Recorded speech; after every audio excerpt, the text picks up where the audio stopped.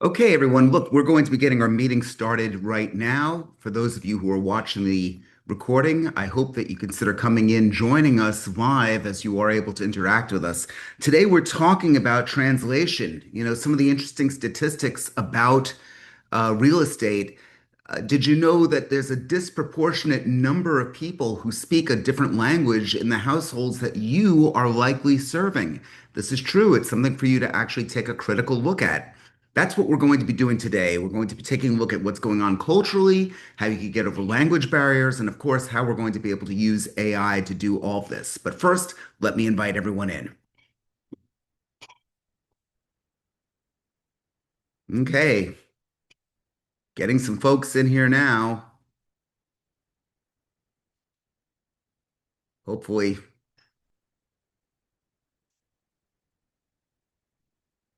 who wants to give a shout out here? Okay, Hassan, good to see you. We texted already this morning. Morning. Good morning. And got Jonathan, that's good. Got Terry. Okay, we know we could have a good meeting if Terry's here.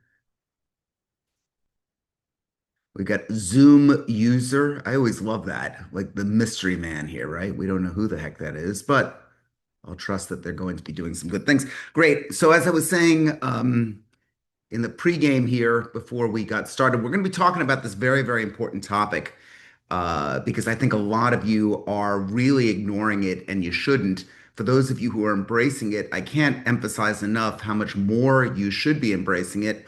I sent a text message this morning to Hassan, who said that he would be happy to chime in a little bit, as did I with Johnny Garecki. I hope that all of you feel free to hop in and comment, as it's really, really important that we discuss this. So much so that I'm going to do this meeting again on Friday at 12 o'clock Eastern Standard Time. That is 9 a.m. to give the Californians a bit of a break. We really like to get those Californians into these meetings, so that's going to be good. Um, we also have next week, build your own AI tools. Now, a lot of you have said to me, hey, Ed, how are you able to get all of that great data and digital reports? And if you don't realize that, please look at my email that's going out this afternoon. I have all sorts of little data we take directly from the MLS and make an interactive charts, and the clients just love them. The people just love them. People stop me and say, my God, you put so much research into this. You're so smart. You're right, I am smart, but not as smart as you think, because I'm able to lean on the technology that's out there, and that's really what this meeting's all about. So mark your calendar. That's going to be next Wednesday. I'm going to mention that a couple times here today. I sincerely hope that you can make it to that. Okay, so with that said, I'd like to kick on. How many of you want to give a guess as to some of the top cities? I just did a little research. I always do a little bit of research, but I want to throw you in on some of these things. Um, how many of you want to have a guess how many people in Florida, in Miami in particular, within a household that English is not the only language spoken in Miami? A lot of you could probably guess, but I'd love to have you chime in on it. And I've got my little stats over here. Anyone want to have a guess? Okay, Alicia, and then I'll pick Paula. Alicia, unmute yourself and introduce yourself, please. Hi, I'm Alicia Warburton from St. Pete in Florida. I would say probably in Miami, I would say it's probably like I would say 70%.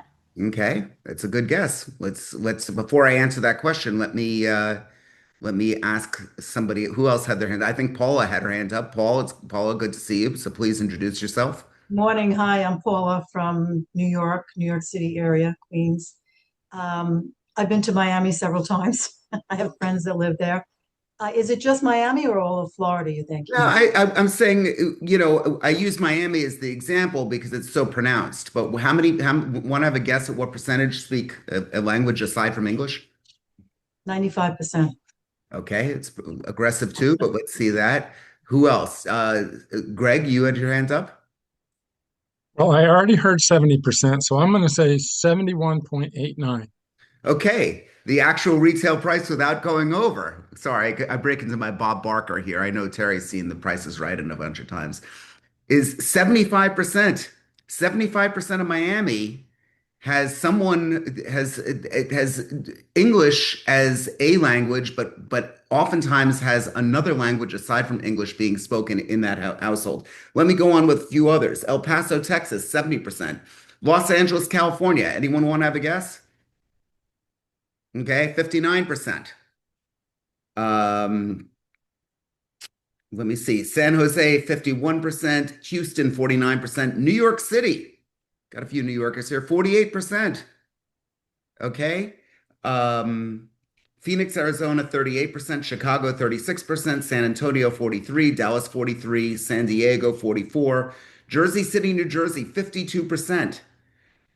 We could go on with all of this, but I think I'm making my point, and that is you guys are missing business if you're not coming up with some type of strategy for doing that. We got a couple of people here who've definitely embraced the foreign language world or foreign non-English speaking world. I don't want to say foreign because it's so when you're having 75% in Miami, one could question even the value in some cases of being an English speaking agent. In some cases, it might not be as powerful as speaking Spanish or Portuguese or some of these other languages. So who has some clients that are non-English speaking? Let's see a show of hands. Okay, Paula, Paula, and then I'm going to get Hassan as I said I would. Paula, want to chime in? Tell everyone who you are again. Yes, our area is predominantly becoming Chinese, and I can grasp a little bit of Spanish, but Chinese is it's really, really it's one of those languages I think that, I can't even imagine how difficult that must be to learn. Sure. Okay, so you But can't we imagine that, translate. but can you imagine the culture? In other words, if you make the effort, you're already halfway there. So FYI, there are certain cultural things, and I've got prompts in the workbook, which I hope you download.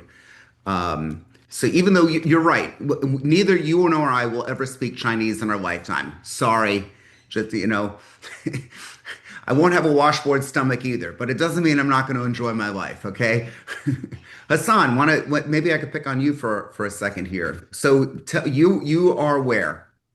Right outside Detroit, Southeast Michigan. So I work suburbs Detroit and the suburbs of Detroit, and also go a little further out.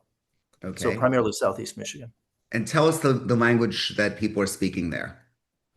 So because of the history of the auto industry, early 20th century, there was a lot of immigration to the Detroit area. So there are pockets of various ethnic communities, but primarily I would say Arabic and Spanish Okay, are the primary.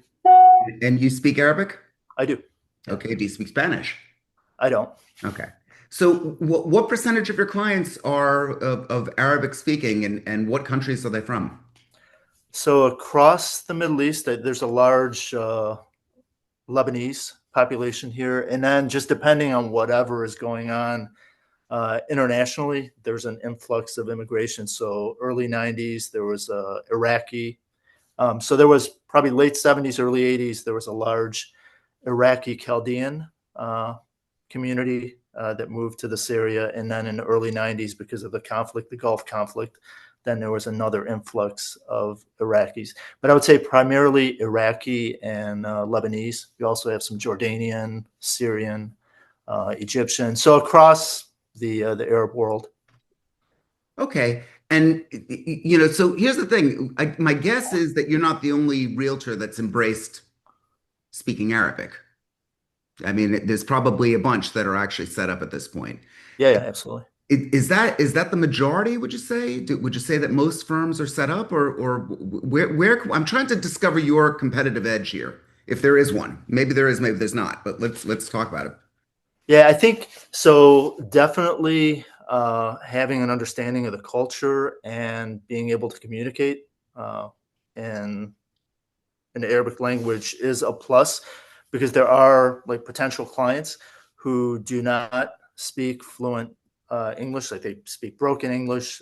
So you have to be able to translate a lot of the terms, the terminology, and the things that we discuss in real estate into another language to convey ideas. There's also the cultural aspect of understanding the customs and norms of people from different cultures. So I'll use an example. So if I were to meet someone who is a practicing Muslim, Mhm. and I extend my hand out to shake, and I extend my hand out to the woman to shake her hand, if she doesn't extend her hand out, someone might take that as something offensive. But knowing that culture, you're supposed to wait until she extends her hand out to you first. So you shouldn't like little things, little nuances that Huge, sometimes, yeah, little huge things. I mean, this is really important right, that people recognize that. One thing that's interesting, I mean, I don't know if I told you, my wife is Libyan.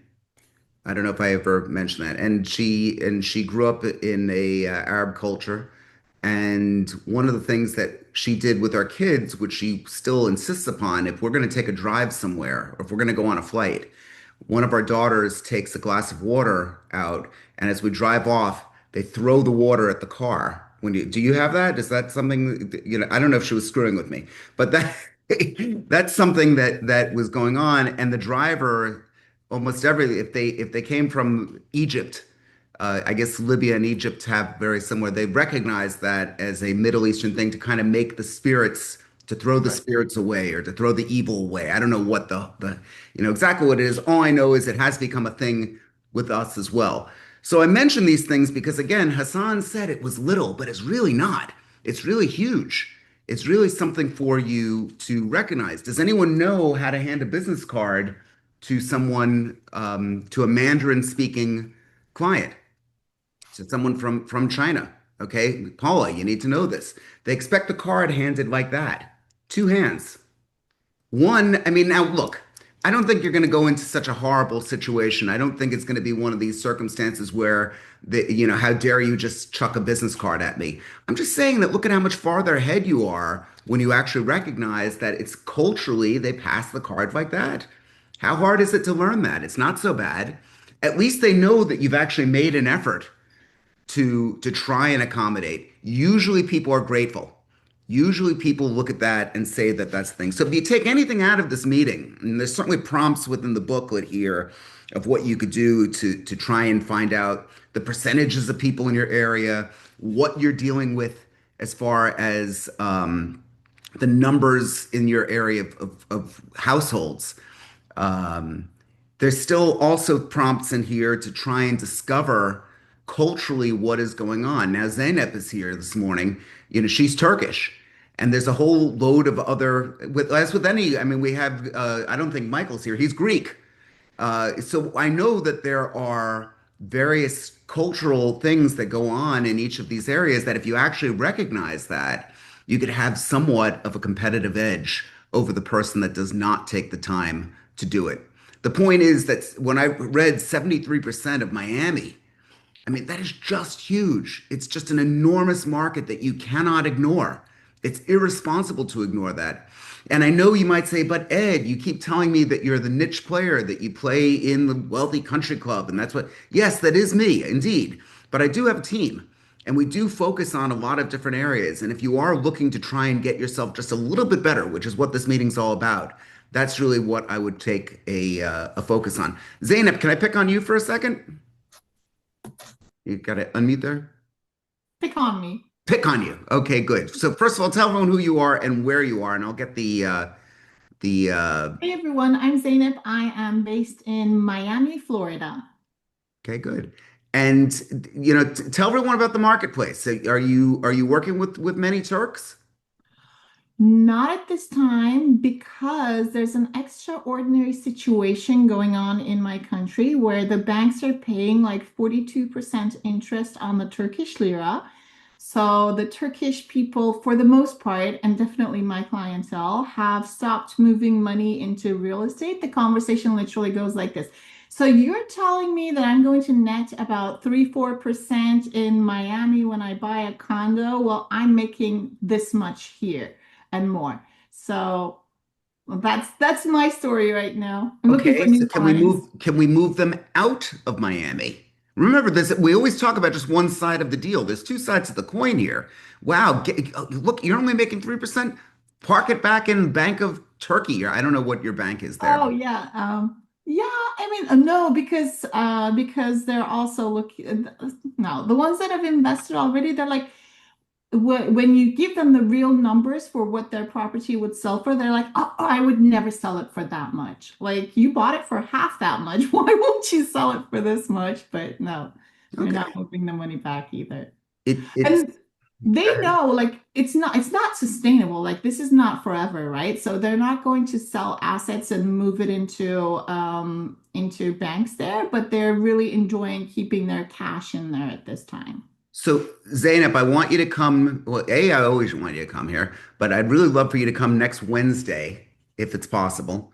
Because as I was saying to everyone, we're talking about building your own AI tools, and you just gave me a great idea, and I could use you as an example. One of Okay. the things that we could actually do is take a look financially at what it means when you've got a greater asset or greater return somewhere else. And this is something that you could build right now. It sounds confusing and sounds, oh, I'm not a math person, or oh my God, I'm not like Jonathan with an MBA. I mean, I'm not like somebody with all this great financial knowledge. Doesn't matter. The great Yeah. equalizer is now here. So if you guys want to come to that, I think it's a really, really important meeting because no one's doing it. I'm going to give you that's it. It's gold. It's gift. It's like that. So if you can make it, that would By be. the way, I have to say these meetings are so amazing, and you're doing such an extraordinary job of teaching us all about these AI tools, truly. Thank For you. example, like because of you, yesterday I was able to tell my agent on ChatGPT. I'd never used agent before. I was like, hey, agent, I'm going to give you a list from the MLS, and I want you to go and put those into apartments.com. And I watched wide-eyed as it was like, okay, now I'm copying the pictures, now I'm doing this, now I'm doing that. It was extraordinary. I'm Oh, also now using Perplexity, which is, I have to say, like as far as my doctorate goes, it's a lot more intelligent than ChatGPT. So thank you.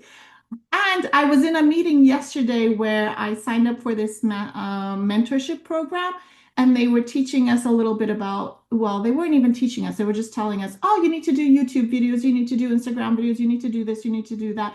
And I was like, yeah, but I haven't learned a single thing in this past hour. So you are really teaching us, and I'm very grateful to you for this. well, I'm grateful that you came, and it's my pleasure. And when you succeed with this, please do tell us. I want to cheer for you. I'm going to, at the end of the day, be your cheerleader.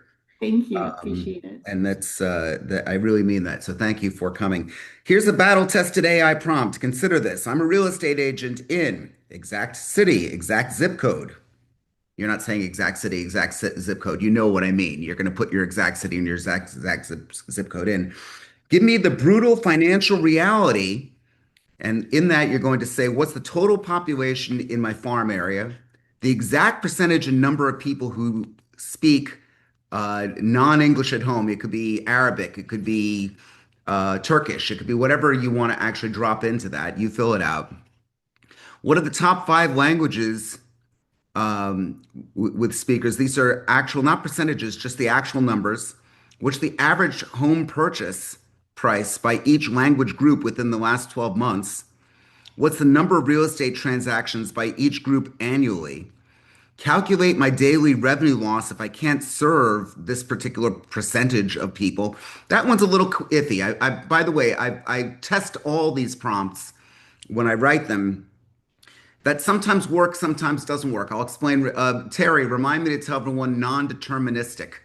Okay, somebody remind me non-deterministic because I'm going to forget non-deterministic AI. I'm going to You tell got everyone it. in a minute, but I forget everything these days. Okay, show the 5-year financial devastation of staying English only.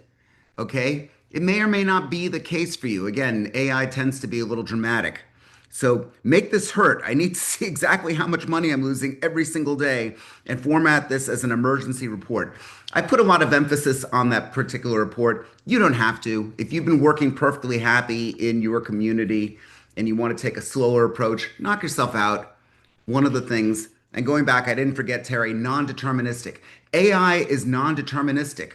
It means that if Jonathan in Boston poses a question to ChatGPT, and I pose the same question to ChatGPT, while the answer should be theoretically the same in meaning, it usually comes out very, very differently. Much the same as if I ask you, how are you feeling today?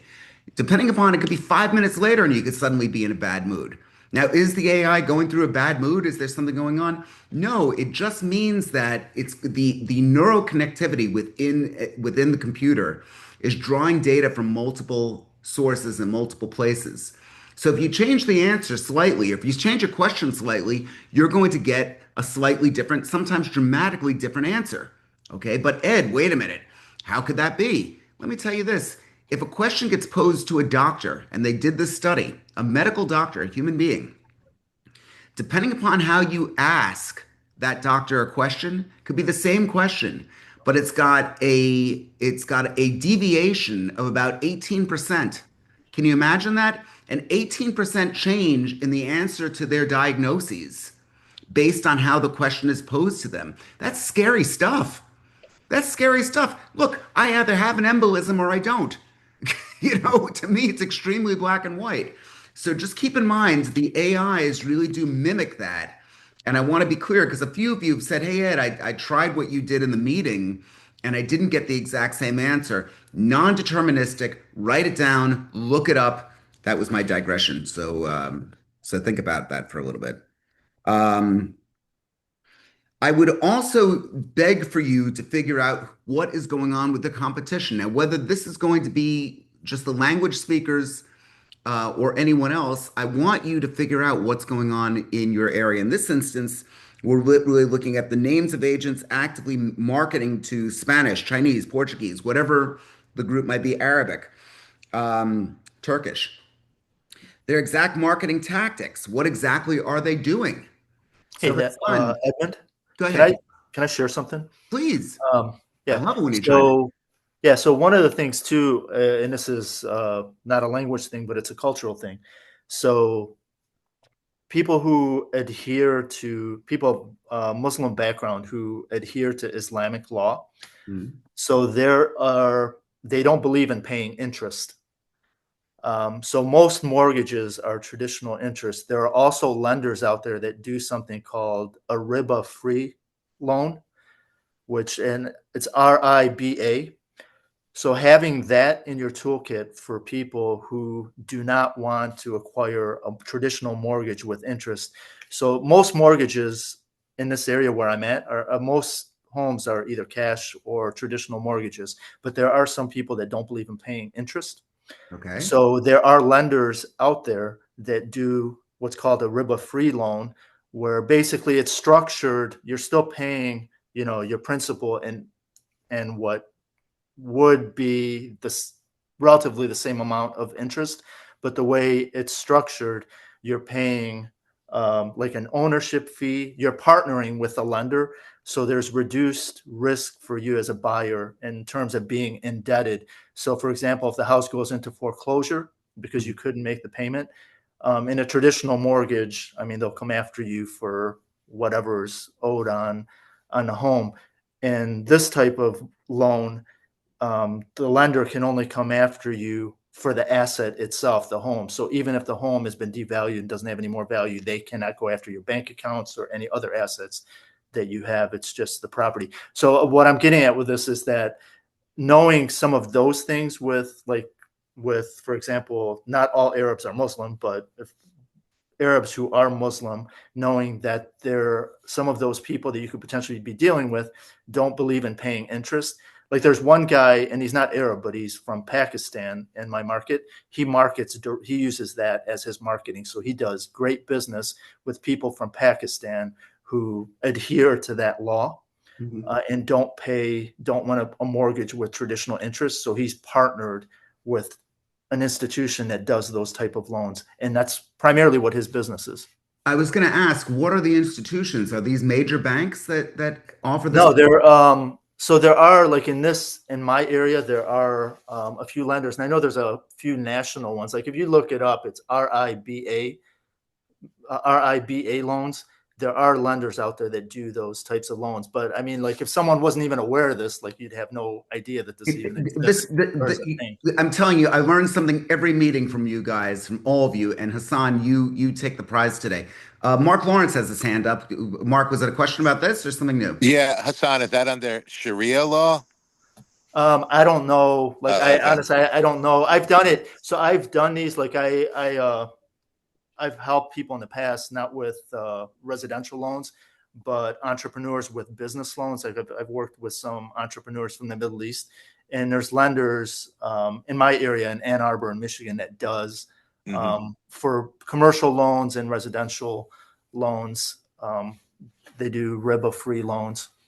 Okay. Yeah, I've actually heard about it in commercial too, actually, with some developers that, adhere to that, that law of not having a mortgage and interest.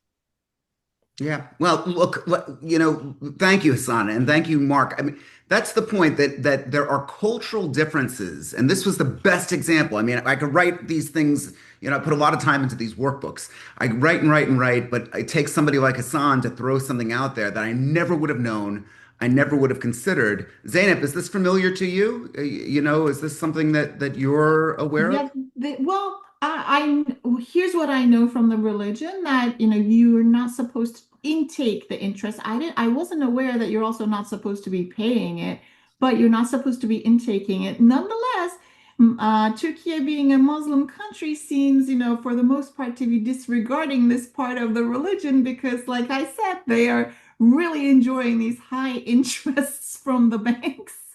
Yeah, I can see that. Yeah. Well, we know that somebody set up there, but these interests, I get it. Just in case. Look, the point that I'm making with all of this is try and identify all of this stuff. We got Johnny here. I don't want to forget about Johnny. Johnny, can you unmute yourself and introduce yourself? Yes, hey, how are you guys? I'm Johnny from Boca Raton, original from Peru. I live in this beautiful town for the last 20 years. That's amazing. And you're fabulous. And I've done a couple deals with you, and she's beautiful and wonderful and kind and smart and Spanish speaking. And so, but that's not been your primary business, Spanish speaking, or has it? Like, how much of your business is from Spanish speaking customers? It's interesting you say that because when I moved here, I was so obsessed to learn English, still learning, that I completely closed all channels. So I surround myself with American people. I only watch TV, audiobooks. I was so obsessed going to college, 14, like my full career business in English, so I can learn.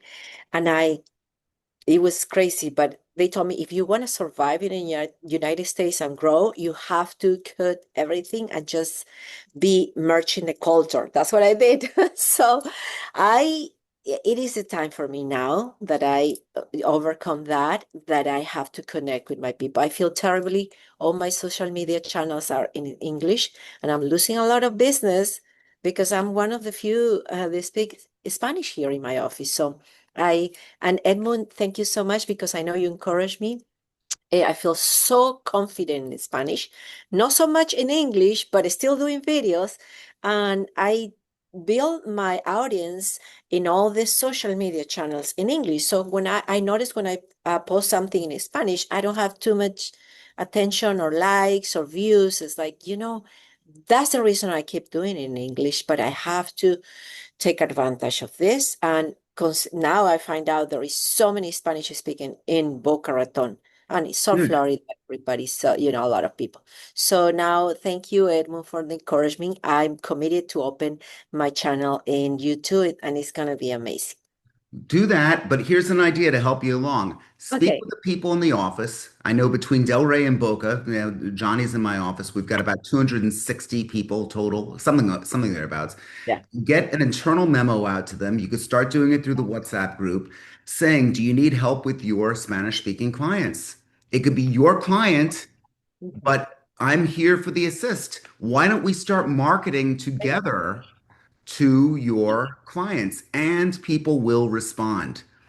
People don't look that much farther than where they really, they really just stick with what they know. That's why there's Coke and there's Pepsi and there's nothing else.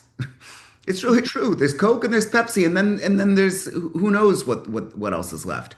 So what I really want for you to do is recognize that there's a lot of other people that are out there that might say, "Wow, this is somebody that could really be there." Again, is it going to be a shoe-in? No, it's not guaranteed, but it's just one more um, feather in your cap, if you will.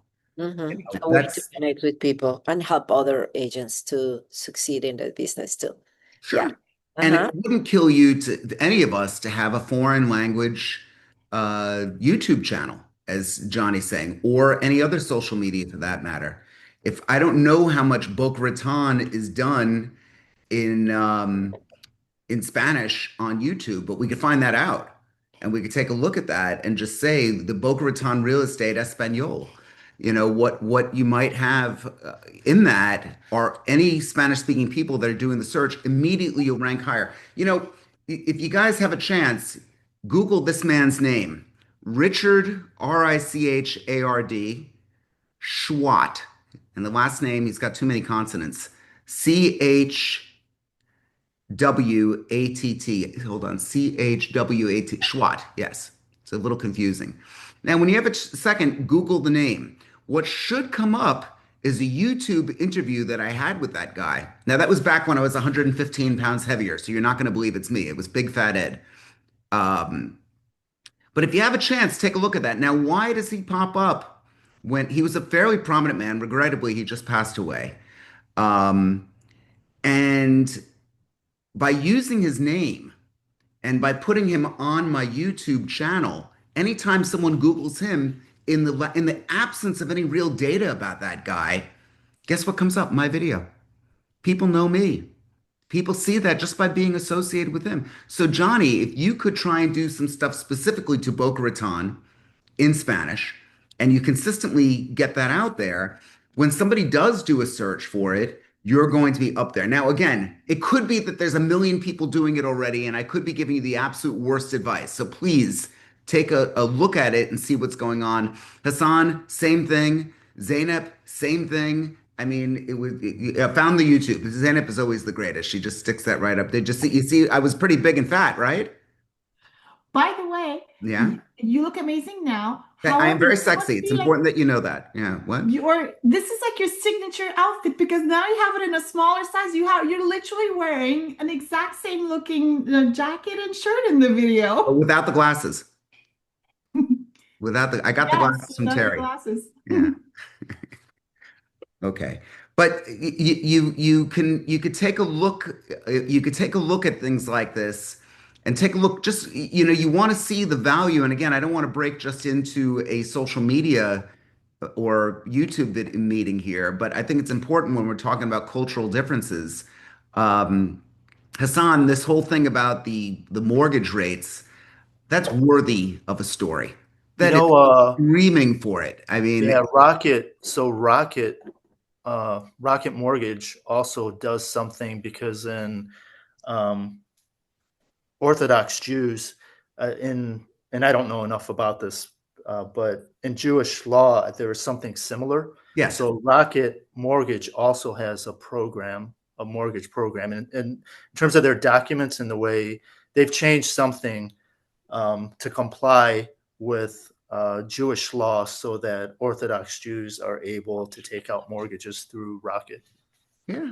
Look, guys, if the banks are picking up on it, then you should too. These are big companies that spend billions of dollars understanding their market, and there's no reason why you can't get somewhat of a competitive edge. Again, this is a 35-page document here. I'm not expecting you to go through everything. I mean, I'd like you to, but what I'm saying to you is if you could just take some of these ideas and go after it.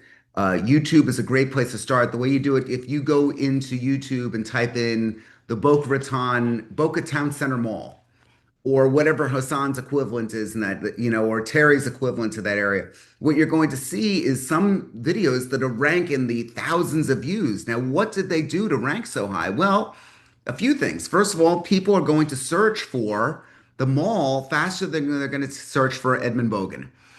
I wish they would search for me as they're going to search for Donald Trump a lot more than they're going to search for Joe Schmidlap. They're going to search for a cure for cancer a lot more than they're going to search for other things. So if you recognize that, you're able to now take advantage of it, and in the naming of the video and the content itself, be able to really reach out there and do it. Again, Hassan, I don't know how many people in your area have jumped on this as far as a greater cultural understanding.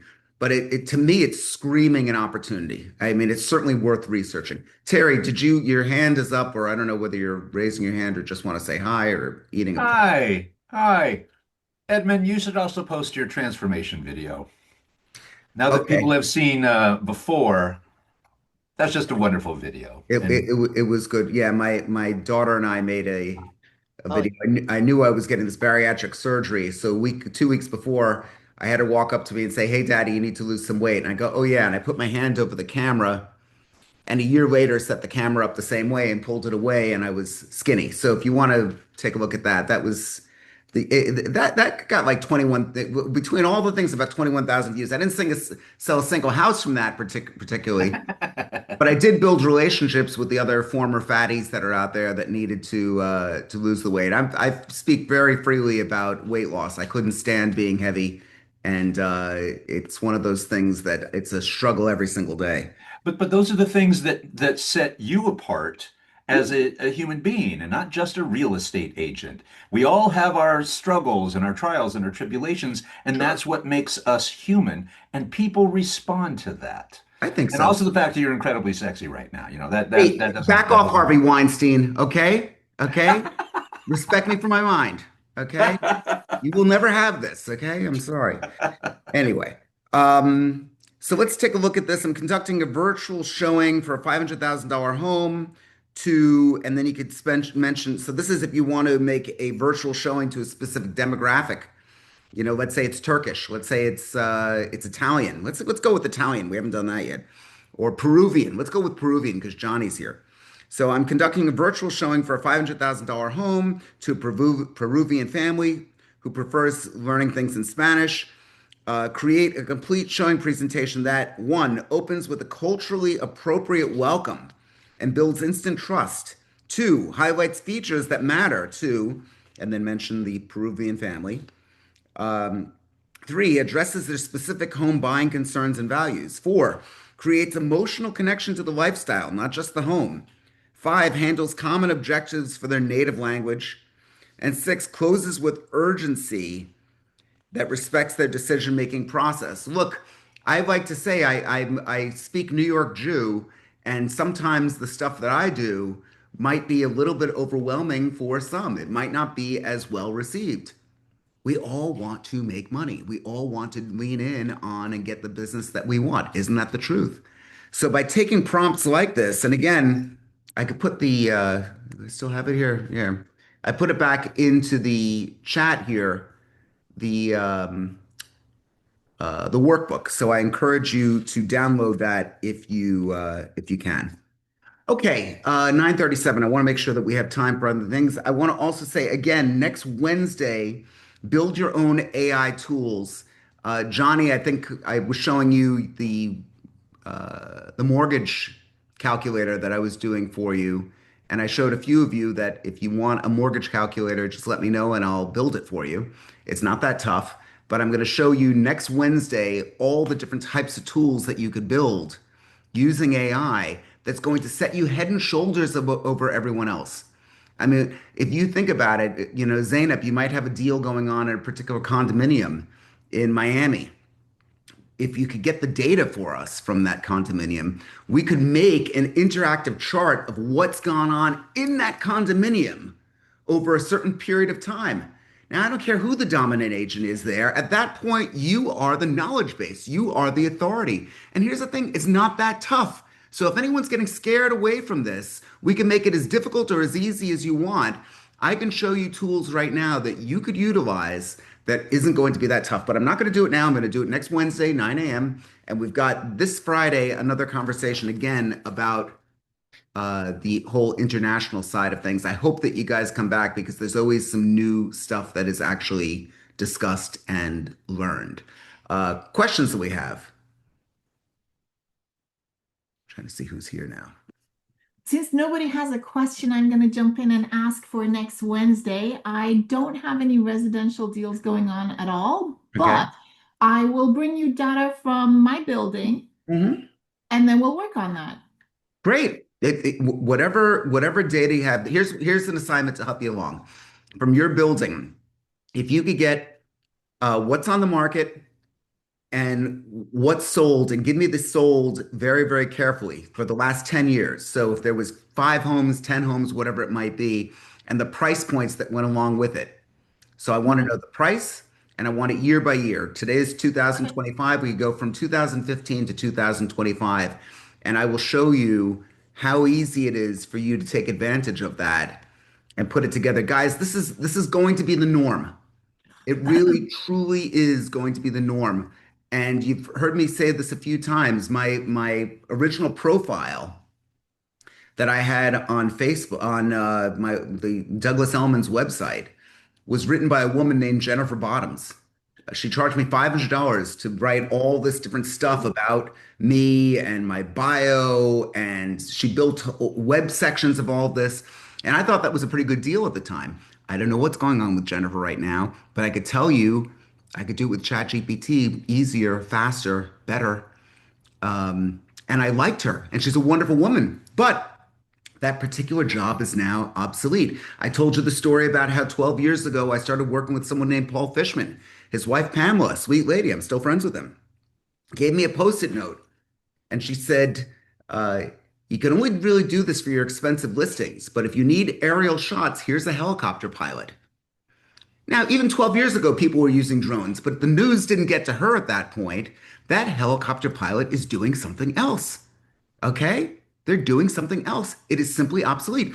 I used Home Depot measurement services. Again, $500. And the guy was a total asshole. He'd come over, he'd come late.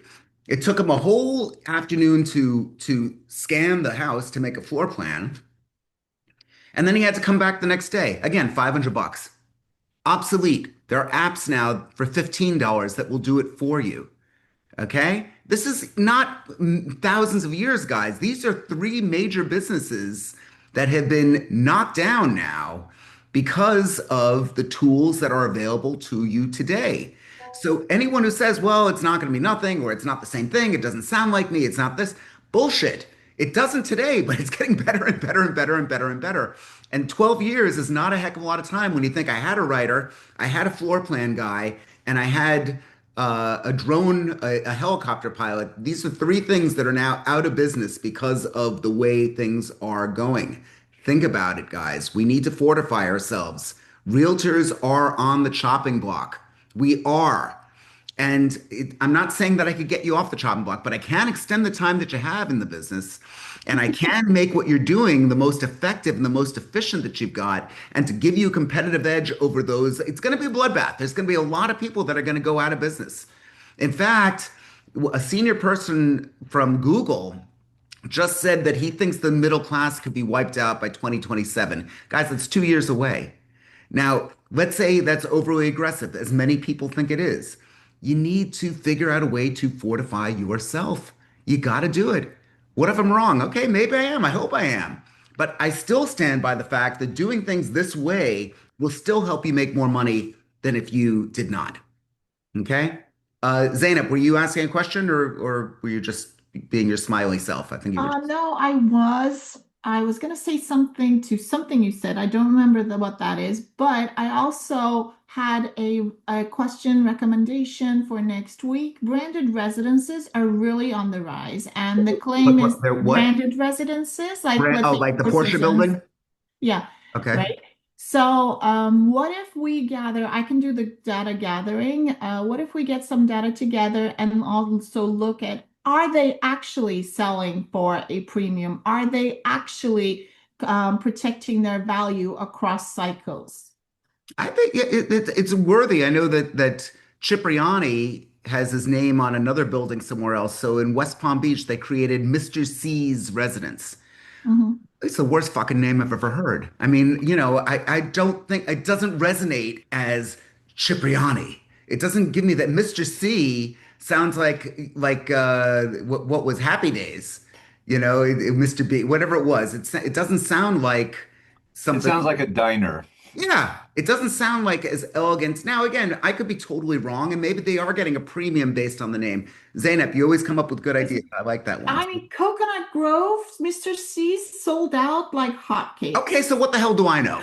I mean, like it's how they position themselves somehow. But let's crack into the code and let's understand how they are positioning themselves, and let's look at the numbers to see if they really are getting those premiums. Sure. So that we can have intelligent conversations, because I read somewhere that by 2030, branded residences around the globe are going to double in number. So that's, that's a good segment of the market that we need to at least be knowledgeable about and be able to have intelligent conversations around. Agreed. And if we get the right data, I could put something together very easily. And by the end of that meeting, I promise you, you could do the same thing.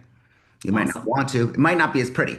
I might not be able to get it out the same way I'm able to do it, but you will be able to get the data and you will be able to instantly put it into your marketing. So I sincerely hope that you could make it next Wednesday. And if any of you Okay. want to come, again, I see Karina's in from LA now. I've got another meeting here at 9 a.m. your time on Friday about the same topic, Karina. So if you could come to that, if you guys will come back to that, I'd love to have you. Okay. Johnny, you're waving hi. I have a question. I don't know if you guys talk about AI because I'm so obsessed with ChatGPT and I'm always on ChatGPT doing absolutely everything report for my clients. Every time I'm searching something about Boca Raton, your name, Edmund Bogen, sources came. It's like, how are you so much in ChatGPT? I'm obsessed with that. If you can give us the tricks or the training or whatever it is, to help us to be there, because also I was told by my coach, Tom Ferry coach, that he said that he was asking who is the best coaching real estate coaching. So it came out like Tom Ferry, that all these coaches they say, and this is his name is Larry Webb. He say, well, one of the best top real estate coaches is Larry Webb, and he put all his information, he feed ChatGPT, and now he's getting clients because every time someone go to ChatGPT to ask for real estate coaches, his name came out. So I want to know how to be, you How to know, optimize yourself. yes, please. Okay. That's great. And the short answer is, while I've had some success with it, I need to school myself more in that. So Mhm. just know I don't know everything, guys. I learn everything, and we go through this. Eitan and I will break down our topics, and when we're ready, we will put that out. I have had some success in, and I'm glad to see that I'm coming up with this. I know, is she here today? I don't think she is. Okay, so we've got from Arizona a lady who, when people search Perplexity, which is another great AI, she's one of the first names that pop up. So I would love for that to happen with all of you, that you could be the local person. And Johnny, I do think that there's an advantage to the Spanish thing in that instance. I really do. I don't think they're putting the same effort into branding that and getting it out there. So the thing that you were trying to avoid all those years ago, English, English, English, you might have said, wow, Espanol, sí. Like to open my mind. It's like, okay, let's take care of my Spanish. Let's meet for some huevos rancheros. You know, do a little something. That's just about the only dish I know. Okay. Can I jump in with this Okay. ChatGPT Oh, search thing? sure. I was having a conversation with someone. She's actually an NLP trainer, but she's very, very geeky, and she's brought her own website to number one, like not number one, but the first page on Google, etc. And Mhm. she showed me that she puts in her blog posts, she's not even writing for the human. She's literally writing for Google and for AI. And she has special snippet sections for AI. You know, when we search something on Google now, there's like a little snippet that comes up with the Sure. AI definition of what that is. She's putting that out there, and that automatically is bringing her leads from the AI search things. Sure. Look, all this stuff, I- I'll tell you this for all you guys. I'm exhausted. I'm working my ass off to learn absolutely everything that's going on. And it is, you just can't. There's no way that you're going to know everything. But I can get to know some of the most important stuff. And that's why, Zainab, when I hear from you and Hassan about culturally what you explained today, and all of you, it's really important that I get this back from everyone and we could then try and filter through what the most important things are from a sales standpoint. I also want to say, Johnny, I added you to the list. Anyone in South Florida, Zainab, if you're free, on the 8th at 11 a.m., I'm going to be speaking in Boca Raton. I've got about 120 people coming. So, Johnny, if you're free, I'd love to have you. Again, it's at 11 a.m. Zainab, I don't know if you want to come north, but if you're free, I'd love to have you there. And I know that we've got others. If there's somebody I'm not mentioning, I think Tiffany, if you're free, I see Tiffany's here. So I'd love to have you at that. Again, we're going to be talking again AI and in person and taking a look at a lot of these tools that are being utilized. It's a lot of stuff we've discussed here as well. So if you don't have the time, I understand that too. Okay, wants, needs, and brags. Very briefly here. Now's the time in the meeting to talk about what you want, what you need, and what you'd like to brag about. I just spent a wonderful weekend with both of my kids in Texas. That's my happy place. So I had a great time with them, and it's very heartening to see that your oldest child is taking care of herself. You know that if you weren't around, they'd be able to survive and thrive and do so well with what they're doing. And I'm so proud of her. And the little one, she's doing great as well. I worry. She's a journalism major. You know, I told her I just don't, for the same reason I'm concerned for Jennifer Bottoms, who wrote my bio and all that. I've got my concerns for her in her future. She'll figure something out, but I just want her to not go through a shocker of a disappointment when she realizes that it's just not going to be the same value. But if you build it and if you make a plan, by the way, with everything I've said, I'm not a negative guy. I want to just be very clear. There is a strategy and a structure for all of you to go through right now that will make you skyrocket ahead of the other people. Why? Because they're not looking in that direction. Why do I know this? I spoke to so many of my oldest daughter's friends, and then I looked at something. I did a social media post. According to Pew Research, Gen Z, the generation that the much younger generation here, completely rejects much of AI. They're scared of it. They don't use it. They're not embracing it. Terry's looking at me like I'm nuts. I'm not nuts. I'm telling you, I spoke with some very high-end people within my daughter's company in their 30s, and they've done very well for themselves there. They're just not looking in that direction. But you guys can. You really can. And that's a competitive edge if there is one. We've got a limited amount of time to get huge with all of this. So think about it. Anyway, wants, needs, and brags. Who's got something to brag about? So, Edmund, this isn't a want, need, or brag, but it's actually what you just said about Gen Z. And I can actually confirm it because I was working with a client earlier this week, and he is of that generation. And we got into the conversation of AI, and he basically confirmed exactly what you're saying. He said he hates AI, and all his friends hate it. Yeah. And they use it as they use Google when they have to. But Hassan, that is your edge. That is a competitive edge right there. Lean into it. Because believe me, the whole world's going to beat you up. And that same person will call you boomer, old man, whatever it is. I get that shit all the time. I'm only 57, but I recognize that Carol O'Connor, the actor who played Archie Bunker in All in the Family, how old was he, both the actor and the character? And I'm going to get you in a second, Tiffany. How old was the actor and the character when All in the Family started? Okay. And he played it like an old man. Anyone want to have a guess? The Late actor, 40s. Late 40s. 46. He was 46 years old and he was grumpy and talking to Edith, and he had to sit in his chair after work, and he didn't like anybody. He was an old, like classic bigot. But that was what's old. I'm now 11 years older than that. Holy shit. That's not good. I mean, I'm no Archie Bunker. Anyway, Tiffany, you look excited. Talk to us. Well, no, I'm sorry. Did it look like I was waving, but not Okay. frantically? No, no, I've no, got my talk to us. doodle. I've got my Oh, doodle hey, next to me, Doodle. and I was petting him. Okay, that's cool. We like dogs. No. Well, first of all, I do have a brag, but I did miss. When is your meeting in Boca? Could you tell me again? It's October 8th, 11 Okay. a.m., and you're invited. So Thank you. Perfect. and if you want to bring someone, you got to let me know because it is by invite only. So Okay. I'll let them in, but I just need to know their names. Okay. Are Perfect. you having this at the place in St. Andrews? No, I'm having this at a place called Sklar Furniture, Sklar. They have a showroom, they have an auditorium, they put a whole thing together. They want to get a whole load of realtors in, a mortgage broker and title guy and marketing guy came to me and said, "Look, we'd love to do a presentation on AI. Are you willing to speak?" I'm like, "I'm willing to speak. I never shut the fuck up. Of course I'm willing to speak." That's true. That's So, true. so I've that known was you for a like, long time, you know Ed. me for a long time. So, but yeah, Tiffany, love to have you there. Awesome. I'll be there. Thank you.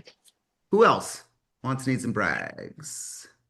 I want everyone to support me in my ride for love. Ah, I have been associated with God's Love We Deliver, a wonderful organization here in New York City for decades now. They provide a hot, nutritious meal to those people who are homebound with illness and their caregivers. So this is something that I got our kid into. This is something I've been into since I was basically a kid.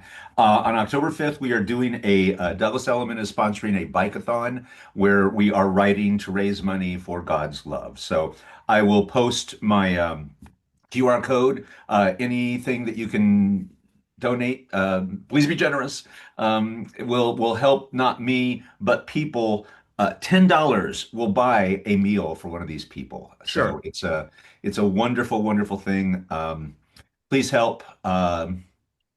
That's what I got. So make sure to get me the link. Every year I Yes, sponsor you. I'm happy to do it again.